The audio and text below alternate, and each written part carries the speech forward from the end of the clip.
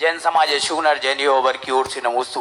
परम पूज्य गुरुदेव, जहाँ जहाँ आप विराजे वहाँ विशाल तीर्थ बन गए, चाहे वो ज्ञानोदय तीर्थ हो, चाहे आबा हो, दर्शनोदय हो, तीर्थों की लाइन लगी है।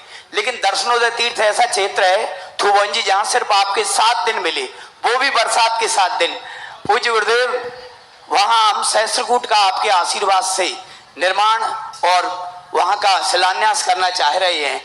कमेटी की हिम्मत नहीं हो रही कि इतना बड़ा काम 11 मंजिल पाषाण का सहस्त्रकूट जिनालय जो 80 फीट में की चौड़ाई में 380 बाई 380 में जिस तीर्थ का निर्माण हो रहा है, उसका आपके बिना आपके सानिध्य के ये कैसे संभव होगा। परम पूज्य गुरुदेव, पूरी कमेटी घबरा रही है, हर तरह से मन पक्का करके आते हैं और फिर वो हिम्मत नहीं जुटा पाते। आपकी ऊर्जा, सानिध्य की ऊर्जा कैसे मिलेगी? इतनी बड़ी समाज के बीच में थुवन क्षेत्र है, फिर भी घबरा रहे। ऐसे ऐसे गरीब क्षेत्र भी उठ गए जिनके पास आसपास में समाज भी नहीं थे, और ऐसे क्षेत्रों ने भी आकाश की ऊंचाइयां छू ली। मात्र एक लगन अशोकनगर जैसी इतनी बड़ी समाज है, और सबसे बड़ी विशेषता तो उस थुवंजी में जन्मे हैं जो लोग। आज थुवंजी पूर्णतः जंगल खंडर हो गया, क्षेत्र बचा हुआ है। गांव थुवंजी गांव तो पूर्णतः जंगल है, खंडर है।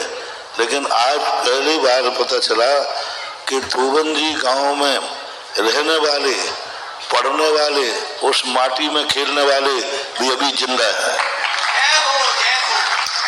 ये खंडहर बताते हैं कि इमारत कभी बुलंद थी।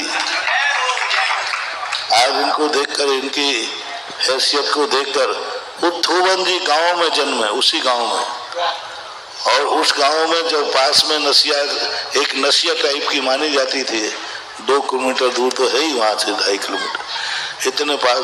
अभी वहीं का जन्म है, वहीं के मंदिर में उन्होंने पूजा की है और उसी माटी में खेले।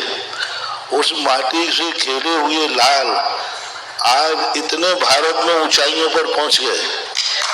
सब तरफ से, धन की तरफ से भी, ख्याति की तरफ से भी, इज्जत की तरफ से भी, आज बड़े बड़े कार्यों में ये अपना हस्तक्षेप करते हैं, वैज्ञानिक आदि कार्यों में। अब ऐसे लोगों के सामने तुम कह रहे हो थुवंजी का बड़ा कार्य है।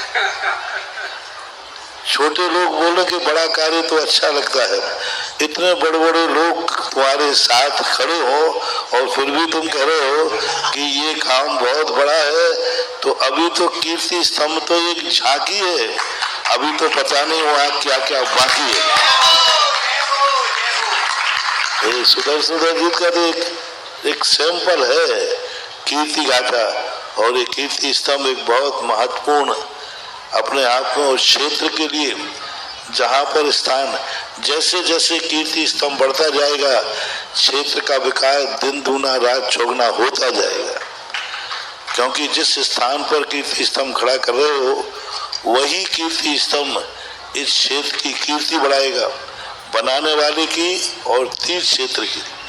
क्योंकि उस स्थान पर सबसे ऊंची चीज जब खड़ी होगी तो पूरा क्षेत्र उस समय पूर्ण एनर्जी को भर जाएगा।